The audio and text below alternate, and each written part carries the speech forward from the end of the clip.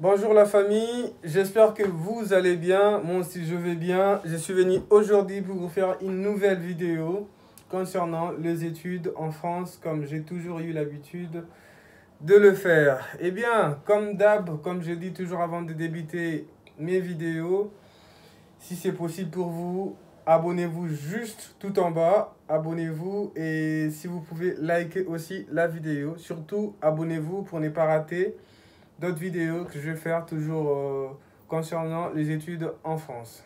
Voilà. Aujourd'hui, c'est pour vous parler à propos des études en France toujours. Mais lorsque vous arrivez en France, qu'est-ce que vous devez faire lorsque vous êtes arrivé en France? Vous venez de Congo-Kinshasa, vous venez de Congo-Brazzaville, vous venez de Cameroun, vous venez de la Côte d'Ivoire, vous venez de je sais pas où.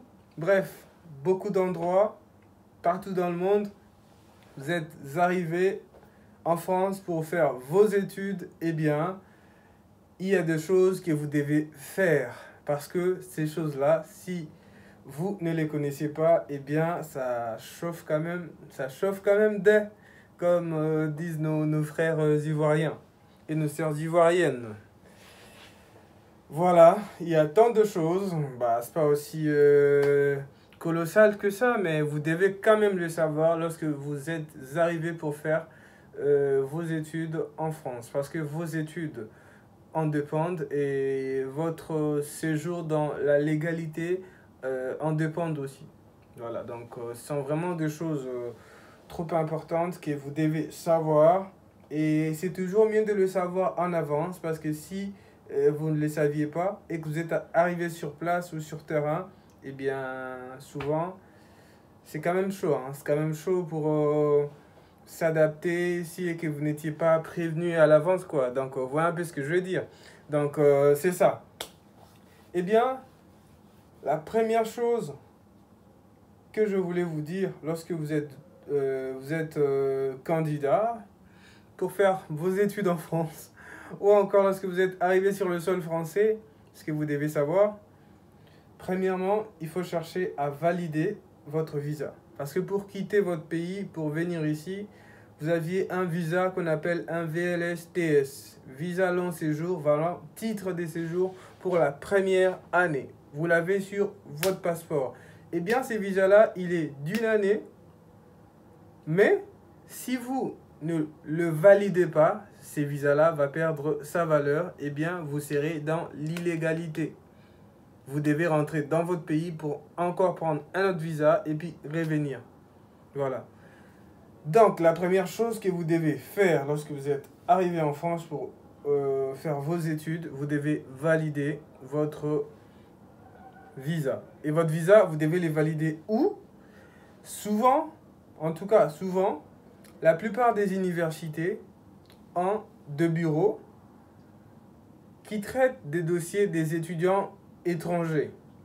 Par exemple, moi je suis à l'université de Lille, il y a un bureau, ceux qui connaissent le savent, bah, c'est le bureau A5, ça s'occupe vraiment des étudiants internationaux. Que vous soyez algérien, que vous soyez congolais, que vous soyez marocain, etc.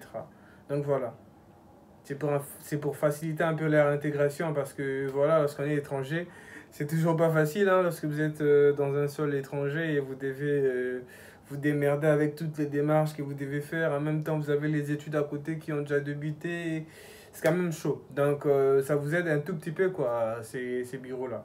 Donc, vous devez aller là-bas pour valider votre visa. Et vous devez le faire avant avant que vous totalisez 3 mois en France. Parce que si vous le faites après 3 mois, comme je l'ai déjà dit, votre visa ne sera plus valide et bien vous serez considéré comme une personne qui reste illégalement en France et vous devez quitter les territoires français, répartir dans votre pays, prendre un autre visa et revenir. Parce que si vous y restez, bah, vous serez considéré comme étant une personne qui ne respecte pas les lois. Et donc, voilà.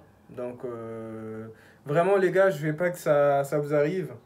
Pensez à ça dès que vous arrivez. Et pourquoi pas la première semaine ou la deuxième semaine dès que vous arrivez en France. Allez, s'il vous plaît, faire valider vos visas. C'est très important. Comme ça, vous êtes tranquille. Et en faisant valider votre visa, vous êtes vraiment rassuré que vous allez faire vos études. Et voilà, parce que sans cela, en tout cas, vous n'allez pas vraiment être tranquille. Et puis, votre visa peut être cramé, quoi. C'est-à-dire dépasser 3 mois. Parce que les temps passent vite, hein. Les temps passent vraiment vite. Moi, je l'ai vu. Bah, quand vous êtes arrivé, déjà, vous êtes heureux parce que vous voulez venir en France. Eh bien, vous êtes là pour faire vos études. Parfois, on oublie un peu la notion du temps, en fait. On oublie un peu que les temps passent. Et donc, voilà. Sinon, maintenant, là, c'est très facile. Avant même, pour faire valider son visa, il fallait attendre beaucoup de temps et il fallait faire la queue à la mairie et tout, faire vraiment la queue. Mais maintenant, là, c'est plus comme ça. Maintenant, là, tout se passe en ligne. Tu peux le faire même seul, mais comme un étranger n'est pas toujours... les choses ne sont pas toujours faciles pour lui, eh bien, c'est toujours mieux de se faire accompagner parce que tu apprends en même temps beaucoup de choses et tu peux poser des questions, on peut te répondre facilement. Voilà. C'est très facile, vous allez juste acheter un timbre et du coup, c'est un timbre, vous pouvez l'acheter aussi au tabac. Au tabac, en fait, le tabac, c'est comme des boutiques ici. Vous pouvez l'acheter au tabac ou encore vous pouvez l'acheter en ligne. Donc voilà, je ne sais pas, ça m'avait coûté à ces temps-là 50 euros, quelque chose comme ça. Voilà, je pense que c'est ça, c'était 50 euros. Donc voilà, d'abord, faut faire valider votre visa. Là, vous êtes tranquille. Deuxièmement, il faut maintenant vous inscrire administrativement parlant. Parce que là, c'est que vous aviez au pays, ce qui vous a permis d'avoir votre visa, c'était une lettre de préinscription. C'est une lettre de préinscription. Maintenant, il faut faire une inscription. Et l'inscription, vous ne pouvez la faire que quand vous êtes sur place, à l'université. Donc voilà. Il y aura des documents que vous devez donner. Et parmi les documents que l'université vous demande, il y a votre visa que l'université demande et demande aussi la confirmation de la validation de votre visa. Donc voilà, vous devez d'abord commencer par ça parce que sans cela, même l'université ne vous prend pas. Donc voilà un peu. Et parmi les frais que vous devez savoir que vous devez payer lorsque vous allez arriver en France, il y a le timbre que vous allez acheter pour faire valider votre visa. Après ça, il y a le frais de CVEC. CVEC, donc voilà, contribution vie étudiante et campus. Donc, c'est un frais que tout étudiant paye lorsqu'il est à la première année de ses études. Voilà, lorsque vous êtes arrivé, votre première année, vous devez payer ces frais. Je crois que c'est à 99 euros, quelque chose comme ça. Bref, 90 pour ceux qui parlent pour ceux qui parlent le français belge. Donc 90 ou 90. Donc c'est 98, je crois, c'est-à-dire 98, quelque chose comme ça. Donc c'est ça. Il y a ces frais-là que vous devez aussi payer, le frais de CVEC. C'est très important parce que sans cela aussi, vous n'allez pas prendre votre inscription parce qu'ils sont des documents que l'université demande pour pouvoir vous inscrire administrativement parlant pour que vous soyez officiellement étudiant de l'université où vous avez pris votre lettre de préinscription. Donc voilà. À part ça, ce que vous devez faire aussi, si vous êtes hébergé par une personne, cette personne doit vous faire une lettre d'hébergement. Bref, un justificatif, quoi, qu'il écrit que non, c'est elle qui t'héberge. Pourquoi? Pour te permettre d'avoir un titre de transport. Un titre de transport. Parce que quand vous êtes arrivé, vous n'avez pas encore de titre de transport. Moi, ça m'a coûté tellement cher les transports, tellement que je ne savais pas. Chaque jour, j'ai dépensé au moins 5 euros de transport parce que j'habitais un tout petit peu loin de l'université. Pour ceux qui connaissent, j'habitais Roubaix, alors que moi, je devais venir étudier à l'université de Lille, à 4 cantons ou encore à Villeneuve-d'Ascq. Donc bref, voilà, désolé pour les termes. Voilà. Donc du coup, Chaque jour, j'ai dépensé au moins 5 euros. Et quand je fais le calcul, pendant 2 ou 3 mois, en tout cas, j'avais vraiment beaucoup dépensé. Tout ça, je ne le savais pas. Voilà.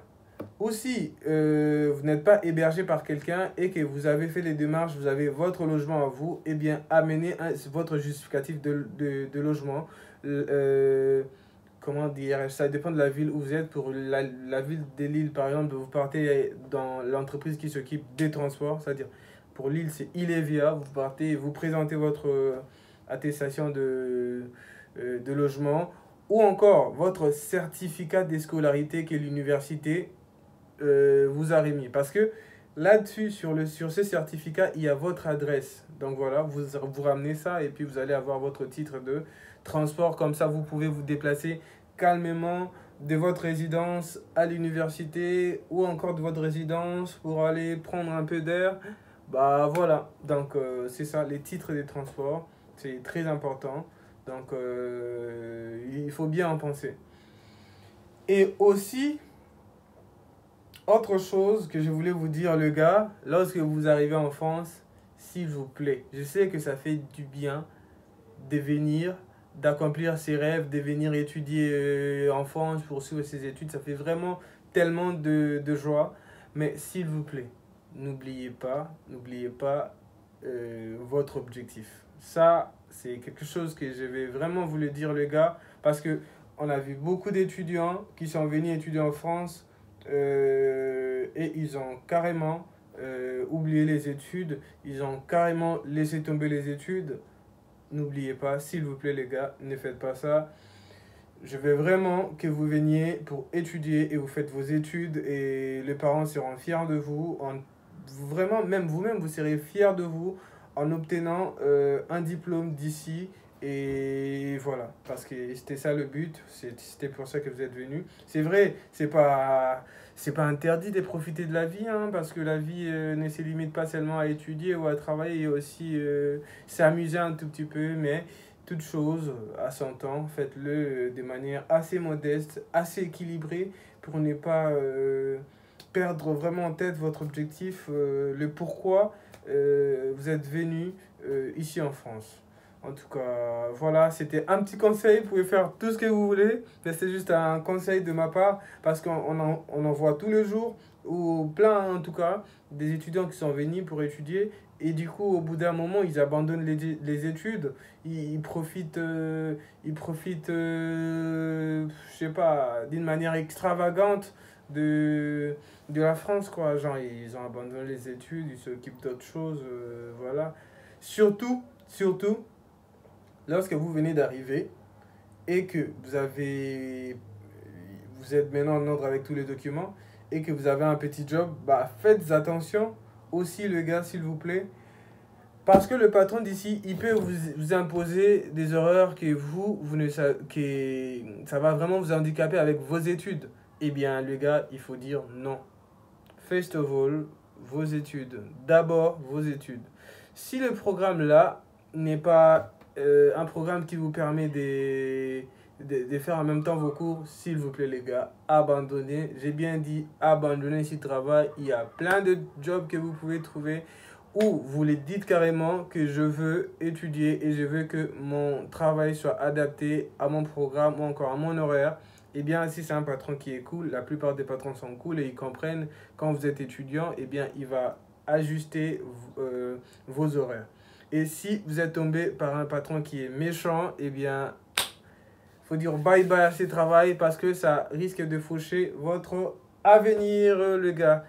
Donc, voilà. Et puis, autre chose, lorsque vous arrivez, la chose aussi importante, il faut vous inscrire sur amélie.fr. Là, ça ne dépend pas des villes, hein. Partout là où vous êtes, vous devez vous inscrire sur amélie.fr. C'est quoi, en fait? Même le bureau qui s'occupe des étudiants internationaux, ils vont vous les dire lorsque vous irez là-bas. Lorsque tu tombes malade, ici en France, il y a la sécurité sociale. C'est-à-dire, tu dois faire des démarches pour avoir un numéro de sécurité sociale. Au cas où tu tombes malade, tu pars à l'hôpital, tu donnes ton numéro de sécurité sociale et ils vont te soigner. C'est-à-dire, tu vas payer que 20% des frais que tu devais payer normalement. Mais si tu n'as pas la sécurité sociale et que tu n'as pas fait tes démarches sur amélie.fr, Amélie, A-M-E-L-I.fr. Si vous n'avez pas fait des démarches là-dessus, vous n'avez pas eu votre, excusez-moi, votre droit provisoire, eh bien, vous n'allez pas être pris en charge de ces 80% là de vos frais médicaux au cas où vous étiez tombé malade. Donc, c'est très important. Faites-les, les gars. En tout cas, ce sont deux choses que vous devez faire. Et aussi, la dernière chose, ouvrez un compte bancaire, les gars, s'il vous plaît. J'ai parlé des comptes bancaires. S'il vous plaît, les gars, ouvrez un compte bancaire parce que si vous n'avez pas de compte bancaire, vous seriez vraiment bloqué dans beaucoup de choses. Vous devez payer un truc, vous devez faire ceci à l'université. Il faut acheter un truc. Moi, j'ai galéré, je vous dis. J'étais tout le temps, je courais tout le temps derrière un ami. T'as un compte bancaire? T'as une carte bancaire? S'il te plaît, aide-moi. Je lui donne l'espèce. C'est-à-dire l'argent liquide comme ça et lui, il paye pour moi. Et voilà. Et aussi, cet ami-là ne venait pas tous les jours. Hein. Il venait quand il voulait. Aujourd'hui, il vient. Et demain, il vient pas. Et demain, il vient. Donc, du coup, moi, ma nourriture dépendait s'il venait ou pas. Donc, voilà, les gars. Vraiment, dès que vous êtes arrivé, pensez vraiment aussi à ouvrir votre compte bancaire. Il y a plein de banques. Toutes les banques proposent quand même des tarifs très bénéfiques pour les étudiants. Mais si vous voulez mon conseil, il y a BNP Paribas, c'est une bonne banque. Il y a Société Générale, c'est une bonne banque. Il y a plein de banques en tout cas, je ne les maîtrise pas toutes. Mais sinon, il y a plein de banques. Faites un choix sur votre banque et voilà, foncez les gars. En tout cas, je vous souhaite à tous une bonne chance pour ceux qui n'ont pas encore eu la réponse pour leur visa. Et ceux qui ont déjà leur visa, courage à vous les gars, bravo à vous les gars, félicitations à vous les gars. La France vous attend à bras ouverts. Ouvert c'est comment? Comme ça? Ah bah, je sais plus. À bras ouverts. Donc voilà. En tout cas, on se retrouve prochainement pour une nouvelle vidéo. N'hésitez pas à liker la vidéo et à vous abonner pour ne pas rater ma prochaine vidéo qui parle toujours des études en France.